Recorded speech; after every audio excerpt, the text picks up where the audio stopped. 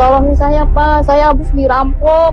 Nah, apa barusan ini saya ini masih dalam keadaan begini, saya habis dirampok nih Pak, saya lagi sholat dirampok, tolongin Pak. Siapa ini nih, saya tahu orangnya. Ini Pak.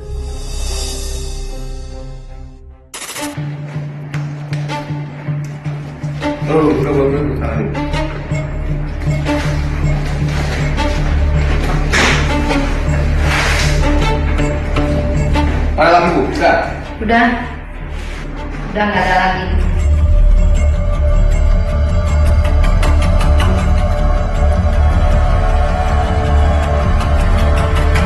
Sebuah hal ironis sekaligus menegangkan terjadi di Cakung, Jakarta Timur, Minggu siang lalu.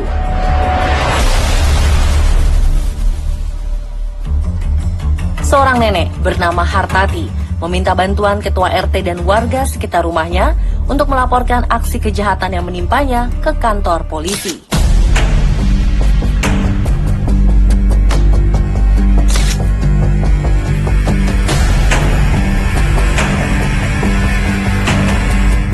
Dibantu petugas, nenek 61 tahun ini kemudian melepaskan ikatan lakban yang masih menempel mulutnya. Kemudian menceritakan apa yang baru saja ia alami kepada petugas. Jadi ambilnya diambil ya? Iya, nanti nggak ambil itu. Nggak ada? Nggak ada. Dua-duanya? Iya, dua-duanya. Dibuka Bu, anu-anunya. Buka dulu. Kejadiannya itu ya saya sedang sholat. Saya sedang sholat ini, pintu ini terkunci nih, kunci rapat.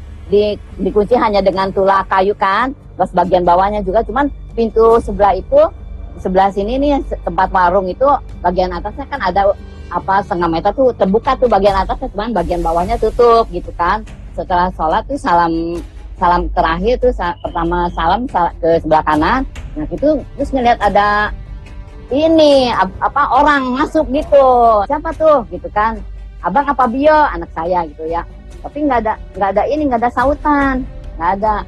Akhirnya terus dia mungkin ngedengar suara, dia balik lagi terus ini mencari ke kamar mandi, pas nengok gitu ngeliat ada saya. Nah terus dia ini gitu, bangun gitu. Ada apa bang? Saya mau diapain bang? Ya udah, dia mulai jangan berisik loh ya, kata, jangan teriak. Kalau teriak gua nih.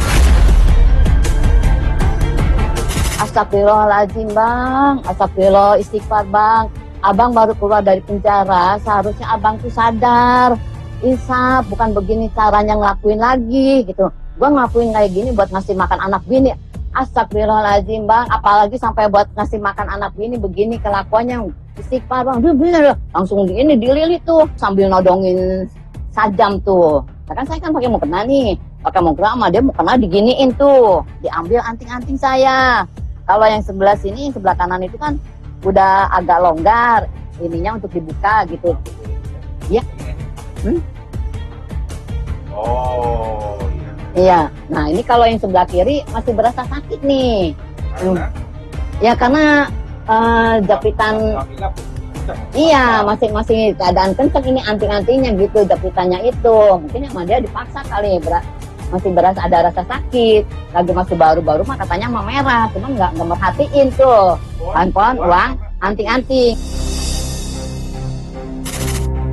Bayangkan, saat kejadian pencurian dan kekerasan berlangsung, sang nenek saat itu sedang bersiap sholat zuhur, sendirian di rumahnya di kawasan Penggilingan, Cakung. Sama dia lah, ini kaki dilakban gitu. Terus ada selesai itu, udah ibu beraniin aja dah, ibu kan bangun kan buat jalan kan nggak bisa karena jadi kan ibu loncat-loncat kecil dah gitu kan. Kebenaran di dapur ada ada pisau, ibu potong dah tuh pisau gitu kan. Nah terus buru-buru keluar langsung ke Pak RT tuh, lapor Pak RT kan di belakang tuh. Pak RT tolongin saya Pak, saya habis dirampok. Nah apa barusan ini saya ini masih dalam keadaan begini, saya habis dirampok nih Pak, saya lagi sholat dirampok, tolongin Pak. Siapa ini nih, saya tahu orangnya. Di mana ini ya tuh ya? Orangnya orang RT 2, kalau nggak salah namanya itu marhum, cuman panggilannya maung begitu. Akhirnya RT terus lapor ke polsek. Begitu mendapatkan laporan lengkap korban, tak butuh waktu lama buat pihak kepolisian mengungkap kasus ini. pertama kali si ibu ini datang ke kantor polisi, si ibu ini masih samar-samar. Kalau dari keterangan ke penyidik, dia menyebut nama, pernah melihat di sekitar rumahnya itu. Terus kami dari tim reskrim langsung terjun ke lapangan dan mengecek TKP, identifikasi, dan mengecek ke tetangga-tetangga sekitar, mencari tahu siapa pelaku tersebut. Alhamdulillah, kita langsung mengamankan si pelaku ini di rumahnya. Di rumah itu ditemukan barang bukti yang diambil oleh si pelaku. Itu termasuk dalam unsur pasal pencurian dengan kekerasan. Di undang-undang kita yang baru, Undang-Undang Nomor 1 Tahun 2023, pasal 479, dengan ancaman hukuman paling lama 9 tahun. Kalau keterangan dari si pelaku ini baru kali ini melakukan tindakan kriminal. Kalau keterangan dari si pelaku ini memang lagi kebutuhan, lagi keluarganya lagi butuh untuk makan, untuk hidup. Jadi ya mungkin seketika, namanya kalau kejahatan itu ada niat dan kesempatan. Jadi si pelaku ini karena mungkin tahu si nenek ini punya harta, ya si pelaku ini mencoba. Ternyata benar ini nenek lagi sendiri di rumah dan melancarkan perilaku tersebut. Anak sih ya namanya anak ya pasti khawatir kan sama ibunya ya, terus dia juga juga ngajak juga kan, ya udah mama gimana, mama mau ikut sama abang ya gimana, ya ntar lihat gimana aja. Ya udah kalau emang mama mau di sini, udah kalau itu pintu dikunciin aja, kunciin. Nah kalau misalnya siang itu pintu kunci nanti dikunci gembok aja gitu, kunci gembok di luar. Nanti kan abang punya anak kuncinya. Jadi kalau misalnya nanti ada abang datang tuh jadi nggak ngeganggu manggil nenek apa, terus langsung buka aja pintu.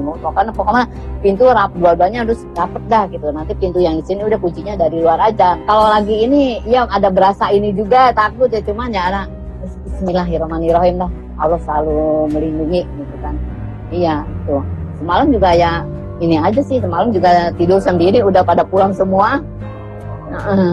Apa aja Bu boleh? Handphone, terus sama uang, sama anting-anting. Katanya kurang lebih berapa lama? 2 bulan. 2 bulan. Bisa lebih cepat nggak? Itu dananya nggak? Enggak, kan waktu itu kan terus nanti kalau misalnya ini barang nanti pas jatuh ke kejaksaan, barang bukti nggak ada, nanti ini pelaku bisa bebas katanya gitu. Duh pemirsa, sekarang para pelaku kejahatan makin nekat ya. Semoga Nenek Hartati nggak trauma ya sendirian di rumah.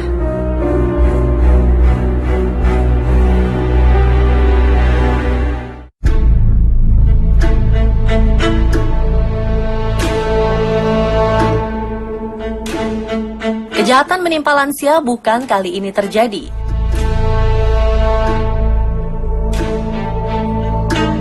Dua pekan lalu, seorang nenek 90 tahun yang sendirian di rumah karena keluarganya sedang bertakziah menjadi korban ruda paksa pria 31 tahun.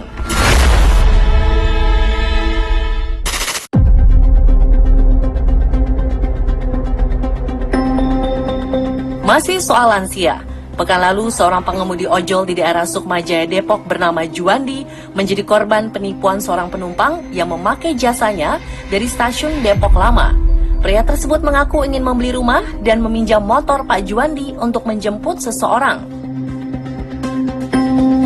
Pengemudi ojol ini baru menyadari ia ditipu setelah 1 jam motornya tak kembali. Penumpang naik dari stasiun Depok Lama Pak ya? Dari stasiun Depok Lama. Modusnya mau beli rumah nih di Kampung Serap. Dengan dalih mau maranin bosnya, si bapak ditinggal. Motornya dibawa Pak ya? Iya. Terus dibawa. Sekarang belum balik lagi nih. Dari jam berapa tadi Pak? Dari jam, ya belum lama sih. Ada 1 jaman lah. Mohon berhati-hati nih buat para driver dengan modus mau beli rumah. Duh pemirsa, makin kesini para pelaku kriminal memang makin gak punya hati ya. Lansia yang tak berdaya malah jadi incaran mereka.